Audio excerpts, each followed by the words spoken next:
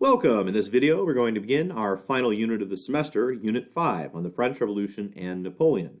In this particular video, we will cover the background leading up to the French Revolution and some of its causes.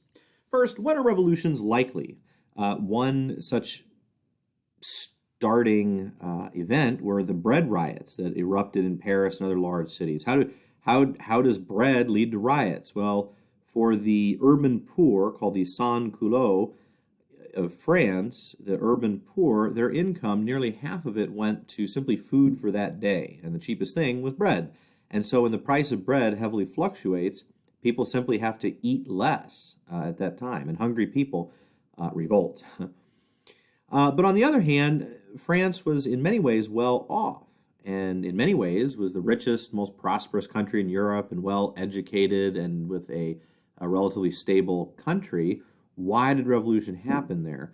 Well, one of the ways I like to think about this is called the gap theory, the idea that when there's a gap between what people expect and the conditions they actually live in is when people are the most upset. It's a sad reality in the world that many people are very, very poor, and they do not revolt because they've come to be used to being very, very poor or abused or maltreated.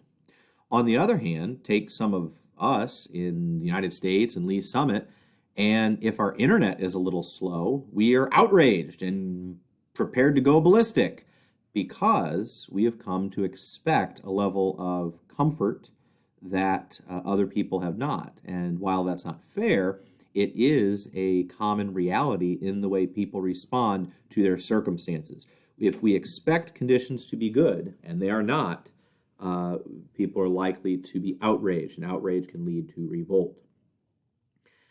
In France, they had the old regime, or the ancien regime of France, was commonly divided into three estates, or states of being. The first estate, the clergy, the bishops and priests of the Catholic Church. The second estate, the nobility of France, the nobles, the lords. And the third estate is everyone else. Over 95% of the people, maybe as high as 97% of the people, fall into this category. This includes very rich people and very poor people. While they're not rich, they are not nobles. They do not come from the right noble families. And so while they may have money, they do not have the privileges and the prestige and the rights that go along with being a nobleman. So, the clergy, the nobility, everyone else. Within the third estate, you have three subcategories. The rich and well-to-do within the third estate are called the bourgeoisie.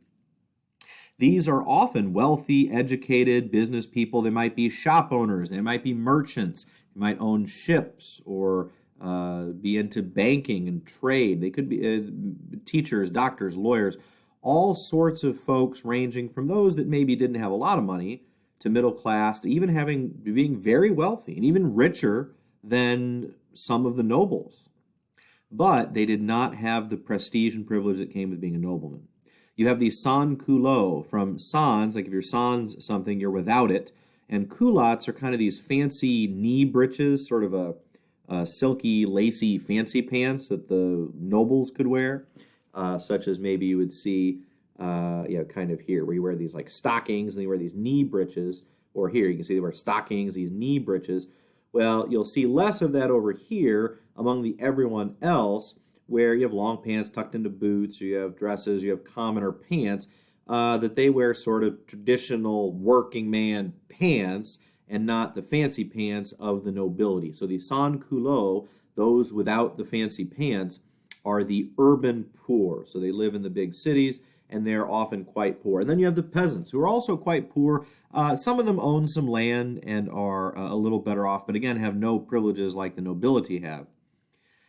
One quick side note, which of any of these groups would you imagine is vulnerable to food insecurity? Well, not the wealthy and well-to-do clergy, nobility, not the wealthy nobles. You might be inclined to say, the large group of peasants, but no, they are farmers.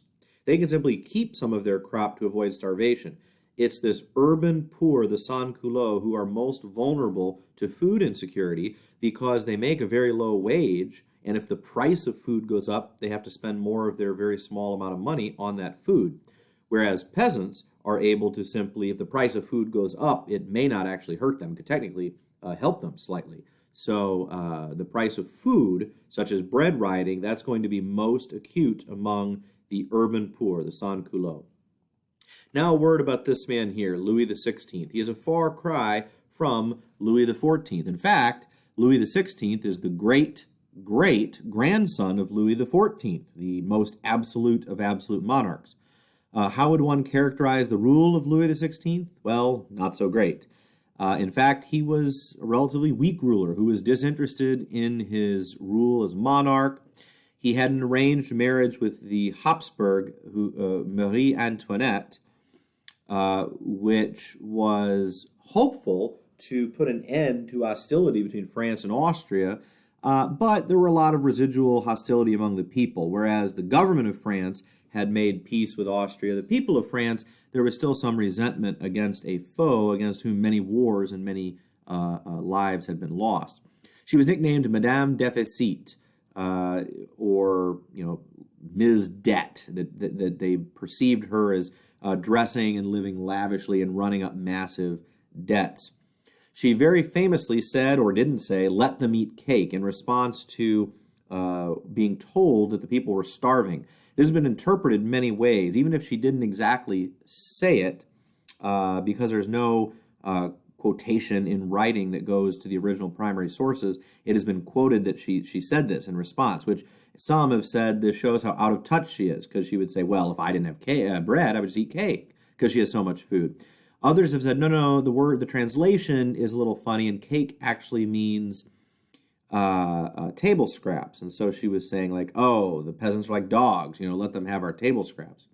But finally, others have said that if she did say this, it could have been interpreted in a good way, that she was actually saying, oh my goodness, we have so much food. Why are the peasants starving? We throw away and waste so much food. They should take the food that we are wasting rather than throw it away. We should give it to people if they're starving. And so you could interpret it multiple different ways. Regardless, she was interpreted and understood in the time as being someone who was out of touch with and despised by many of the people of France.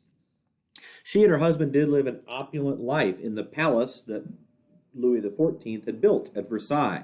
However, the opulent lifestyle at Versailles and all of the money they spent consisted only 1% of the government expenditures. Much of it went to servicing the debt that they had already run up from previous wars, and then most of it went to military expenditures for soldiers and troops and weapons and fortifications and the military. Between the military and servicing the national debt was where most of the actual money that was taxed went. However, if your people are starving, it is nevertheless a bad symbol if the people are starving and poor and you have a leadership that lives off of that. Furthermore, 1%, if you take a really big number, such as government income, and you take 1% of it, even though it's only 1%, that's still a really big number. And so it still is quite a bit of money, even if it isn't the thing that is driving France into financial crisis. Speaking of financial crisis, let's look at 1789. Louis XVI runs out of money, primarily from those previous wars, the most recent of which was the French alliance with the United States, helping the United States to secure independence from Great Britain, but France continued to run up debt. And the thing about debt is when you get more of it, and when folks begin to be suspicious you won't be able to pay it back, they charge you a higher interest rate. So just in the reign of Louis XVI, the debt that France was in had doubled. And keep in mind that, yes, Versailles was only a small fraction of it. Any government throughout time generally has three ways to raise money. You can borrow it. You can take out loans. But no one would give the French government money. They were in so much debt. You can simply print more money. But that leads to ruinous inflation and is only the shortest of short-term solutions that usually results in severe problems for that country. And then finally, you can tax it. You can tax your people. And so, the peasants and the bourgeois and the third estate were already very heavily taxed. And so a large untapped potential for new taxes were the upper classes, the first or second estate, But to institute something so new and so foreign to the French system, such as a new tax on the nobility, would require the consent of the Estates General. The Estates General, or a general meeting of the three estates, intended to vote by its traditional rules, or each of the estates. So the king and the nobles and the clergy want the traditional rules, which is each estate would vote separately. So if you look at this diagram, basically all the clergy, there were 300 members of the clergy who were elected to represent them, they would get one vote. So whoever gets a majority, that's one vote. Whoever gets a majority of the nobility, that's one vote. And whoever gets a majority of the 650 bourgeois delegates, that's one vote. Meaning that so long as generally the clergy and the nobility agree that they can 2-to-1 the everyone else, that represents the 97% of the people. Now this was very functional in the Middle Ages, and it was how France had been ruled in the distant past. But remember that Louis XIV, the absolute monarch Louis, had not convened this meeting. He had ruled on his own authority as an absolute monarch who didn't need anyone's approval.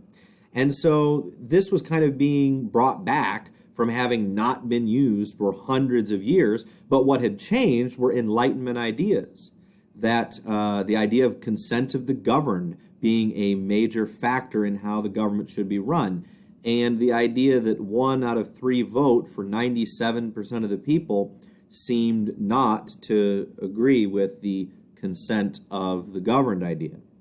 And so when they meet, the Third Estate demands half the vote, then that the nobles and clergy with the other half. That's all they want. 97% of the people, they want half. They refuse, and so the Third Estate delegates, who are mainly the bourgeoisie, even though the Third Estate is made up of urban poor and rural peasants and the middle class and elite bourgeoisie, all their representatives are essentially wealthy members of the bourgeois. They're educated, they're wealthy, but they represent other educated, wealthy non-nobles, but also the urban poor and the rural poor, the sans-culottes and the peasants. And so they declare themselves the National Assembly, and they say the Estates General is no longer going to meet. They declare it themselves. They don't have any authority to do it. They simply declare that it's happened. Very famously, a priest who joined them, Abbé Sieyès, wrote a famous rhetorical question in a passage called "What is the Third Estate?" And he says, "What is the Third Estate? Everything. What has it been up to now in the political establishment? Nothing. What does it want to be? Something." So they have these modest aims. These are not enraged rabble-rousers. These are enlightened businessmen and traders and bankers who are wealthy but are non-privileged by being nobles. And so they begin to simply declare themselves the government of France and the Assembly for France. They don't get rid of the king. They just say the Third Estate, the Estates General should disband, and they in fact invite the First and Second Estate members to join them in this new assembly where every one person, one vote, and the Third Estate would get just over half the vote. But the king could crush them. Everyone's looking, what's the king going to do? Louis XIV would have crushed them. Maybe an enlightened king may have joined them. Louis XIV makes himself their weak enemy, which is always dangerous. He simply orders their meeting hall locked. Emboldened by this action, where the king and the nobles clearly rejecting them and not joining them, they break into a nearby gymnasium with a large tennis court, and they swear an oath to keep meeting every day until they write a new constitution for France. And this is called the Tennis Court Oath. At this point, the king orders the clergy and nobility of the Estates General to dissolve and join with this new National Assembly. At this point, the king has already, in a way, tipped his hand and showed that he is not a friend of these new ideas, but he has not taken bold, decisive action to crush them either. And so it continues with this uneasy truce where nothing too violent has occurred yet, either on the part of the revolutionaries or on the part of the king, but the revolution is decidedly underway, which is where we'll pick up next time. Thanks for watching.